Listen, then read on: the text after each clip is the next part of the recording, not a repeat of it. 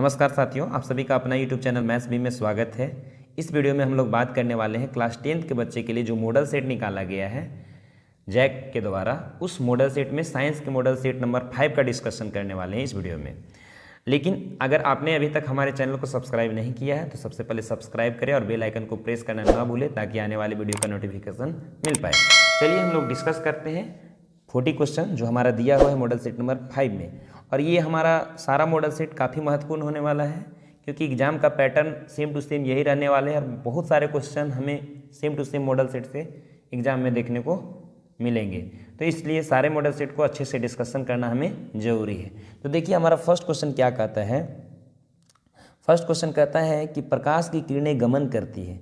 जो हमारा प्रकाश का किरण है वो गमन करता है, मतलब सीधी रेखा में, टेढ़ी रेखा में, किसी भी दिशा में। तो प्रकाश की किरण हमेशा सीधी रेखा में गमन करती है। ऐसा नहीं है कि प्रकाश की रेखा टेढ़ी मेढ़ी ऐसे जाए या इधर जा रही इधर जा रही, किसी दिशा में ऐसा नहीं जाती है रैंडमली। हमेशा प्रकाश की किरणें सीधी रेखा में गमन करती है। तो हमारा इसके लिए करेक्ट आंसर कौन सा हो जाएगा? ए नंबर, सीधी रेखा में गमन करेगी। सेकेंड क्वेश्चन कहता है परावर्तन के नियम लागू होते हैं। जो प्रकाश के परावर्तन के नियम हैं वो किनके लिए, कैसे कैसे दर्पण में लागू होते हैं? तो सबसे फर्स्ट बोलता है कि केवल समतल दर्पण में। ऐसा तो नहीं है, समतल दर्पण में भी लागू होता है, गोलीय दर्पण में भी लागू होता है। तो ये जो हमारा केवल लगा दिया है ये गलत है। समतल दर्पण में होता है लेकिन केवल समतल दर्पण में नहीं होता, अवतल में भी होता है, उत्तल में भी होता है। यहाँ पे भी केवल केवल लगाया हुआ है, तो ये तीनों ऑप्शन गलत है। तो हमारा कौन सा आंसर सही हो जाएगा? सभी परावर्तक पृष्ठ, सारे परावर्तक पृष्ठ, यानी वैसे पृष्ठ जिसमें प्रकाश टकराने के बाद लौट जाएगी, परावर्तन की घटना होगा, सारे जगह परावर्तन के नियम लागू होंगे। तो सभी परावर्तक पृष्ठ में हमारा परावर्तन के नियम लागू होते हैं। तो हमारा आंसर क्या हो जाएगा? डी। नेक्स्ट क्वेश्चन कहता है कि किसी गोलीय दर्पण की फोकस दूरी, किसी गोलीय दर्पण की फोकस दूरी उसकी वक्रता त्रिज्या की क्या होती है? तो फोकस दूरी जो है और वक्रता त्रिज्या, इसके बीच हम संबंध पढ़ चुके हैं। फोकस दूरी वक्रता त्रिज्या की आधी होती है, मतलब वक्रता त्रिज्या जो होगा उसका आधा होगा फोकस दूरी, तो आधी होती है। तो करेक्ट आंसर कौन सा हो जाएगा? ए। नेक्स्ट क्वेश्चन कहता है कि एक गोलीय दर्पण की वक्रता त्रिज्या 20 सेंटीमीटर है, तो फोकस दूरी निकालें। तो इसी फॉर्मूला में ये हो जाएगा।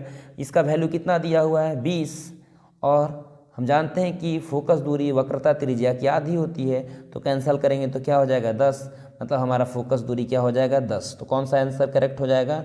बी नंबर हमारा करेक्ट आंसर है। नेक्स्ट क्वेश्चन क्या कहता है कि जब वस्तु अवतल दर्पण की वक्रता केंद्र सी पर हो तो प्रतिबिंब कहाँ बनेगा? मतलब अवतल दर्पण का बात कर रहा है। किसका बात कर रहा है? अवतल दर्पण। तो अवतल दर्पण ये अगर मान लिया जाए है हमारा, तो अवतल दर्पण में हमारा वस्तु ये एफ हो गया और ये हमारा सी हो गया। वस्तु को अगर सी में रखा जाए, सी में, तो प्रतिबिंब भी हमारा सी में ही बनता है, सी में बनेगा और समान साइज का बनेगा एकदम। जितना बड़ा हमारा वस्तु होगा प्रतिबिंब भी उतना ही बड़ा होगा, लेकिन उल्टा बनेगा। तो हमारा वास्तविक प्रतिबिंब बनता है सी पर ही बनेगा। तो हमारा क्वेश्चन क्या बोला? जब वस्तु अवतल दर्पण के वक्रता केंद्र पर हो यानी सी पर हो तो प्रतिबिंब भी कहाँ बनेगा? सी में बनेगा। तो हमारा कौन सा आंसर करेक्ट हो जाएगा? ए नंबर ऑप्शन सही है। तो ए ऑप्शन सही है। नेक्स्ट क्वेश्चन कहता है कि अवतल दर्पण में वस्तु का प्रतिबिंब होता है। अवतल दर्पण जो है हमारा उसमें वस्तु का प्रतिबिंब कैसा होता है? तो अवतल दर्पण जो हमारा है उसमें देखिए कैसा होगा। अवतल दर्पण में अगर बात करें, ये हमारा P, ये हमारा ये बिंदु P, और ये हमारा F, और ये हमारा C। तो हम वस्तु को F की इधर कहीं पे भी रखेंगे, कहीं पे भी रखेंगे तो हमारा प्रतिबिंब जो बनेगा वास्तविक बनेगा, उल्टा बनेगा, वास्तविक बनेगा। लेकिन F और P के बीच रखेंगे तो हमारा प्रतिबिंब काल्पनिक बनने लगता है और सीधा बनने लगता है। तो हमारा अवतल दर्पण में दोनों प्रकार का प्रतिबिंब देखने को मिलता है, वास्तविक भी प्रतिबिंब मिलेगा और काल्पनिक भी प्रतिबिंब मिलेगा। तो हमारा कौन सा आंसर करेक्ट हो जाएगा? सी ऑप्शन करेक्ट हो जाएगा। सी, ए और बी दोनों, यानी आभासी प्रतिबिंब भी दिखाई देगा और वास्तविक प्रतिबिंब भी दिखाई देगा। नेक्स्ट क्वेश्चन है वाहनों के फर्श दृश्य दर्पण के रूप में किस दर्पण का उपयोग करते हैं? यानी वाहन में ड्राइवर के जो बगल में रहता है साइड मिरर, उसमें कौन सा दर्पण लगा हुआ होता है? तो हमारा उत्तल दर्पण होता है लगा हुआ। अब उत्तल दर्पण क्यों होता है? देखिए उत्तल दर्पण का दो खासियत है। सबसे पहला नंबर कि इसका दृष्टि क्षेत्र बहुत ज़्यादा होता है, क्षेत्रफल यानी ज़्यादा एरिया को कवर करता है, छोटा सा दर्पण ज़्यादा एरिया को कवर करेगा, यानी दृष्टि क्षेत्र ज़्यादा होगा, पहला नंबर। दूसरा नंबर, ये हमेशा सीधा प्रतिबिंब दिखाता है। तो हमें तो ड्राइवर के बगल में गाड़ी पीछे देखना है तो सीधा ही देखना पड़ेगा, हमको सीधा दिखाई दे तभी तो अच्छे है हमारे लिए। तो ये दर्पण जो है हमेशा सीधा प्रतिबिंब बनाता है और इसका दृष्टि क्षेत्र भी अधिक होता है, इसलिए हम उत्तल दर्पण को प्रीफर करते हैं। तो हमारा इसका आंसर क्या हो जाएगा? B number. सोलर कुकर में किस गोलीय दर्पण का उपयोग किया जाता है? तो सोलर कुकर जो है उसमें हम अवतल दर्पण का उपयोग करते हैं। 9th नंबर क्वेश्चन कहता है किसी गोलीय दर्पण तथा किसी पतले गोलीय लेंस दोनों की फोकस दूरी -15 सेंटीमीटर है, तो दर्पण और लेंस संभव है, कैसा होगा? तो देखिए बहुत अच्छा क्वेश्चन है, यानी हमारा बोल रहा है कि फोकस दूरी माइनस में है, एक लेंस है उसका भी फोकस दूरी माइनस और एक दर्पण है उसका भी फोकस दूरी माइनस। तो लेंस कैसा है, उत्तल है या अवतल है? दर्पण कैसा है, उत्तल है या अवतल? यही हमारा क्वेश्चन है। तो देखिए इस क्वेश्चन में क्या बोला, जैसे ये हमारा अवतल दर्पण है, अवतल दर्पण है, प्रकाश की किरण इधर से गया, ठीक है, और फोकस तो इसका फिक्स है इधर होगा, तो फोकस दूरी ये दूरी होगा। तो फोकस दूरी मापने के लिए हमको ध्रुव से इधर जाना होगा, दूरी हमेशा ध्रुव से मापाता है, तो इधर जाने के लिए इधर जाना होगा फोकस मापने के लिए। देखिए प्रकाश के विपरीत दिशा में जा रहे हैं, इसका मतलब फोकस दूरी जो हमारा होगा माइनस में होगा, चिन्ह पर पार्टी लगाएंगे तो फोकस दूरी माइनस में होगा, मतलब हमारा अवतल दर्पण में ये होगा। और अवतल लेंस में भी इसी तरह से आप समझ सकते हैं। तो जो हमारा माइनस फोकस दूरी है ये दोनों कैसा होगा, अवतल होगा, यानी अवतल लेंस भी होगा और अवतल दर्पण भी होगा, दोनों के लिए माइनस होता है हमारा क्या, फोकस दूरी। अगर प्लस में रहता तो हमारा क्या होता, प्लस में रहता तो उत्तल होता, उत्तल दर्पण और उत्तल लेंस। नेक्स्ट क्वेश्चन क्या है, किसी लेंस की क्षमता P और उसकी फोकस दूरी F में क्या संबंध है? कोई लेंस है उसकी क्षमता और फोकस दूरी में क्या संबंध है? तो हम जानते हैं P बराबर यानी पावर बराबर क्षमता बराबर 1/f, यानी लेंस का जो क्षमता होता है किस पे निर्भर करता है, फोकस के व्युत्क्रमानुपाती इन्वर्सली प्रोपोर्शनल है, तो P बराबर 1/f। तो कौन सा करेक्ट आंसर हो जाएगा? ए नंबर करेक्ट आंसर है हमारा, तो ए ऑप्शन राइट। लेंस का आवर्धन का व्यंजक लिखें। लेंस का आवर्धन का फार्मूला क्या होता है? तो आवर्धन बराबर हम जानते हैं m हमारा आवर्धन है, आवर्धन बराबर लेंस के लिए बोल रहा है तो v/u होगा। अगर यही दर्पण के लिए बोलता है तो -v/u होता। तो हमारा कौन सा आंसर हो जाएगा?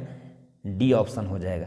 लेकिन अगर आपको h डैश और h में संबंध दिया रहा था तो आवर्धन बराबर h'/h, लेकिन हमारा ये ऐसा ऑप्शन है नहीं, इसलिए हमारा आंसर हो जाएगा v/u। हमारा वस्तु की दूरी और प्रतिबिंब की दूरी के ऊपर आवर्धन पूछ रहा है, तो हमारा आंसर क्या हो जाएगा? D answer correct. अब नेक्स्ट क्वेश्चन है, सामान्य दृष्टि के वयस्क के लिए सुस्पष्ट दर्शन की न्यूनतम दूरी होती है, यानी एक स्वस्थ व्यक्ति है सामान्य दृष्टि के लिए, यानी सबसे कम से कम दूरी कौन सा है जो इसमें स्पष्ट देख सकता है? तो 25 सेंटीमीटर, इसका करेक्ट आंसर सी हो जाएगा। अब नेत्र के द्वारा किसी वस्तु का कैसा प्रतिबिंब बनता है, यानी मानव नेत्र है उसमें प्रतिबिंब कैसा बनता है? हमेशा वास्तविक बनता है, और वास्तविक प्रतिबिंब हमेशा उल्टा होता है, यानी हमारा आंसर कौन सा हो जाएगा? A option. यानी नेत्र में जो हमारा प्रतिबिंब बनता है किसी भी व्यक्ति किसी भी वस्तु का, वो वास्तविक और उल्टा होता है, तो ए ऑप्शन राइट।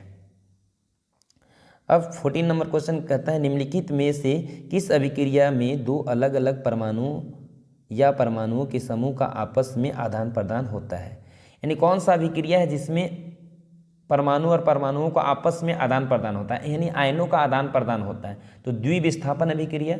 द्विविस्थापन अभिक्रिया में आयनों का आदान प्रदान होकर नया पदार्थ नया यौगिक बनाता है, तो ये हमारा 14 का डी करेक्ट। 15 नंबर क्वेश्चन है, रासायनिक अभिक्रिया को संतुलित किस नियम के आधार पर किया जाता है? यानी रासायनिक अभिक्रिया को संतुलित करना क्यों जरूरत है, काहे संतुलित करते हैं हम लोग सारे समीकरण को, सारे इक्वेशन को क्यों संतुलित करते हैं, बैलेंस करते हैं? तो द्रव्यमान संरक्षण के नियम फॉलो हो, द्रव्यमान संरक्षण के नियम को पालन करवाने के लिए हमें समीकरण को क्या करना पड़ता है? संतुलित करना पड़ता है, तो इसका आंसर ए हो गया। 16 क्वेश्चन कहता है, उपचयन में, उपचयन अभिक्रिया में क्या होता है? तो उपचयन में ऑक्सीजन की वृद्धि होता है, ऑक्सीजन की वृद्धि होती है, या हाइड्रोजन का ह्रास होता है। तो हाइड्रोजन का ह्रास तो यहाँ ऑप्शन नहीं है, तो हमारा फर्स्ट ऑप्शन में ही दिया है कि ऑक्सीजन की वृद्धि। उपचयन मतलब ऑक्सीजन की वृद्धि, अपचयन मतलब ऑक्सीजन का ह्रास, और ऑक्सीजन का ह्रास होगा तो हाइड्रोजन का वृद्धि होगा, जैसे यहाँ उपचयन में ऑक्सीजन की वृद्धि हो रहा है तो हाइड्रोजन का ह्रास होगा, दोनों एक दूसरे का उल्टा है। तो उपचयन में क्या होगा, ऑक्सीजन की वृद्धि होगा। 17 क्वेश्चन बहुत अच्छा क्वेश्चन है। पदार्थ X के विलयन का उपयोग सफेदी करने में होता है, तो X का नाम क्या है, यानी कौन सा पदार्थ है जिसका हम विलयन के रूप में सफेदी करने में यूज करते हैं, यानी कौन सा पदार्थ है जिसमें जल मिलाकर हम सफेदी करते हैं। तो हमारा कैल्शियम ऑक्साइड है, यानी बिना बुझा हुआ चूना को हम जल मिलाते हैं तो बुझा हुआ चूना बन जाता है, कैल्शियम हाइड्रोक्साइड बन जाता है और उसका उपयोग हम करते हैं सफेदी करने में। तो X का नाम क्या होगा, CaO, calcium oxide. Calcium oxide हमारे लिए करेक्ट आंसर है। धातु के ऑक्साइड की प्रकृति क्या होती है, 18 नंबर क्वेश्चन कहता है कि धातु का ऑक्साइड जो है, धातु को अगर हम जलाने के बाद जो ऑक्साइड मिलता है तो उसकी प्रकृति कैसी होती है, धातु ऑक्साइड की प्रकृति हमेशा क्षारीय होती है। तो B option correct. 19 number question कहता है दिया गया चित्र क्या दर्शाता है। तो दिया गया चित्र में ये जो हमारा फिगर दिया हुआ है, इसमें क्या जल की बर्बादी को रोका जाए, नहीं। ये हमारा केमिस्ट्री का क्वेश्चन है, जल का बर्बादी से यहाँ कोई रिलेशन नहीं है। धूम्रपान से बचे, ये भी नहीं है, धूम्रपान का ये साइन ऐसा नहीं होता है। भोजन करने से पहले हाथ धोना चाहिए, ये भी नहीं है। तो हमारा आंसर करेक्ट कौन है, सांद्र अम्ल क्षारक वाले बर्तन में लगे चेतावनी। जो हमारा सांद्र अम्ल है और क्षारक है वो खतरनाक होते हैं, उसको हाथ से नहीं छूने चाहिए, उसके लिए हमें चेतावनी का ये चिन्ह दिया हुआ है। तो हमारा कौन सा ऑप्शन हो जाएगा, बी नंबर करेक्ट आंसर है। 20 नंबर क्वेश्चन है क्षारक जल में घुलकर कौन आयन प्रदान करते हैं। जो क्षारक है उसको जल में घोला जाए तो OH माइनस आयन प्रदान करेंगे, तो बी ऑप्शन करेक्ट। अगर यही अम्ल रहता तो अम्ल H+ आयन देता है, लेकिन हमारा यहाँ क्वेश्चन क्या है, क्षारक है, इसलिए हमारा बी ऑप्शन करेक्ट। 21 क्वेश्चन, अम्ल धातु के साथ अभिक्रिया करके कौन सी गैस निकालती है। अम्ल जो है एसिड है वो धातु के साथ अभिक्रिया करके हाइड्रोजन गैस निकालती है। कौन सा गैस निकालती है, हाइड्रोजन गैस। यानी एसिड वो धातु के साथ मेटल के साथ अभिक्रिया करके क्या देता है, हाइड्रोजन गैस और लवण देगा, हाइड्रोजन गैस और लवण। तो कौन सा गैस हो जाएगा यहाँ पे, हाइड्रोजन गैस निकालता है। क्लोर क्षार प्रक्रम में किस पदार्थ का निर्माण होता है। तो देखिए सोडियम क्लोराइड है, जो नमक है NaCl का बात करेंगे। NaCl में जल मिला देने से, यानी एक्वस रूप में, और इसमें विद्युत अप्लाई करने के, यानी इलेक्ट्रोलाइसिस करवाने से विद्युत इसमें अगर हम अप्लाई कर देते हैं तो सोडियम हाइड्रोक्साइड बन जाता है, सोडियम हाइड्रोक्साइड बन जाएगा, सोडियम हाइड्रोक्साइड बन जाएगा। और इस प्रक्रिया को ही हम क्लोर क्षार प्रक्रिया बोलते हैं। तो क्लोर क्षार प्रक्रिया में हमें क्या देखने को मिलेगा, क्या बनेगा, सोडियम हाइड्रोक्साइड बनेगा। सोडियम हाइड्रोक्साइड हमें क्लोर क्षार प्रक्रिया में बनता है। 23 क्वेश्चन, एक पदार्थ है जो जल में घुलनशील है, स्वाद में कड़वा है, स्पर्श साबुन की तरह है तथा प्रकृति संक्षारक है, वह पदार्थ क्या होगा। तो जो जल में घुल जाता है ना क्षारक, उसे क्षार कहते हैं। उसका स्वाद भी कड़वा होता है, छूने में साबुन की तरह होगा।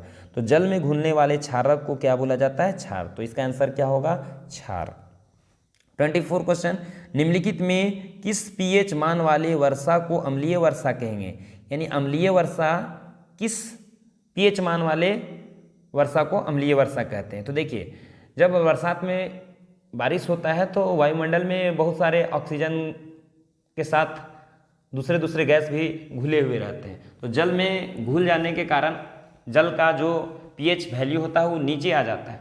तो 5.5 से जो pH वैल्यू है वो नीचे आ जाएगा तो हम अम्लीय वर्षा बोलते हैं। यानी 5.5 तक pH अगर है बरसात के पानी का तो हमारे लिए ठीक है, लेकिन 5.5 से नीचे आया तो हम अम्लीय वर्षा के रूप में काउंट करने लगते हैं। तो कौन सा आंसर इसका करेक्ट है, यानी 5.5 से नीचे वाला pH वैल्यू अम्लीय वर्षा कहलाएगा। तो हमारा बी ऑप्शन करेक्ट है। अब नेक्स्ट क्वेश्चन है, किसी अभिक्रिया में गैस निकल रही है, उसके पास जलती हुई मोमबत्ती, जलती हुई तिल्ली ले जाया जाता है और गैस फट फट की ध्वनि के साथ जलती है, तो वह गैस कौन सा होगा। तो ये तो हम बहुत आसान क्वेश्चन है, हाइड्रोजन गैस होगा। यानी जब भी कोई अभिक्रिया हो उसमें गैस निकल रहा है और गैस के पास तिल्ली ले जाए और फट फट की आवाज़ सुनाई दे, फट फट के साथ गैस जले, तो समझिए कौन सा गैस है, हाइड्रोजन गैस है। और तिल्ली बुझ जाए तो समझिए कार्बन डाइऑक्साइड गैस है। 26 क्वेश्चन है, रासायनिक अभिक्रिया में होते हैं, जब रासायनिक अभिक्रिया होता है तो हमें क्या क्या दिखाई देता है। देखिए अवस्था में भी परिवर्तन होता है, पदार्थ का अवस्था बदल जाएगा, साथ ही साथ क्या होगा, रंग में भी परिवर्तन हो जाएगा, रंग में भी परिवर्तन, गैस उत्सर्जन भी होता है। तो इसका मतलब उपरोक्त सभी। मनुष्य के पाचन तंत्र में भोजन का अवशोषण कहाँ होता है? जब पाचन जो हमारा भोजन होता है उसका अवशोषण कहाँ होता है? तो हमारा छोटी आंत में, छोटी आंत जो अंगुली जैसा उभार है जिसे दीर्घ रोम कहते हैं, वहीं भोजन का अवशोषण होता है। तो छोटी आंत में होता है। कहाँ होता है? छोटी आंत में। नेक्स्ट क्वेश्चन है कि रक्त वाहिकाएं जो रुधिर को हृदय से शरीर के विभिन्न भागों तक ले जाते हैं क्या कहलाता है? यानी कौन सी वाहिकाएं हैं जो हृदय से रक्त को शरीर के सभी भागों तक पहुंचाने का काम करता है? तो कौन सी वाहिकाएं हैं? उस वाहिका का क्या नाम है? तो धमनी काम करता है। धमनी रुधिर को हृदय से शरीर के सभी भागों तक पहुंचाता है। और सीरा क्या करता है? शरीर के सभी भागों से अशुद्ध रक्त को यानी विऑक्सीजनित रक्त को हृदय में लाता है। और धमनी ऑक्सीजनित रक्त को हृदय से शरीर के संपूर्ण भाग पे ले जाता है। तो हमारा आंसर बी हो जाएगा इसके लिए। 29 क्वेश्चन, कोई अंग कट जाए तो रुधिर का थक्का बनाने में कौन मदद करता है? जब हमारा शरीर कभी चोट लग जाता है तो रुधिर निकलने लगता है, ब्लड आता है, तो ब्लड थोड़ा देर बाद रुक जाता है। किसके कारण? प्लेटलेट्स के कारण। प्लेटलेट्स के कारण हमारा रक्त का क्या होता है? थक्का जमता है।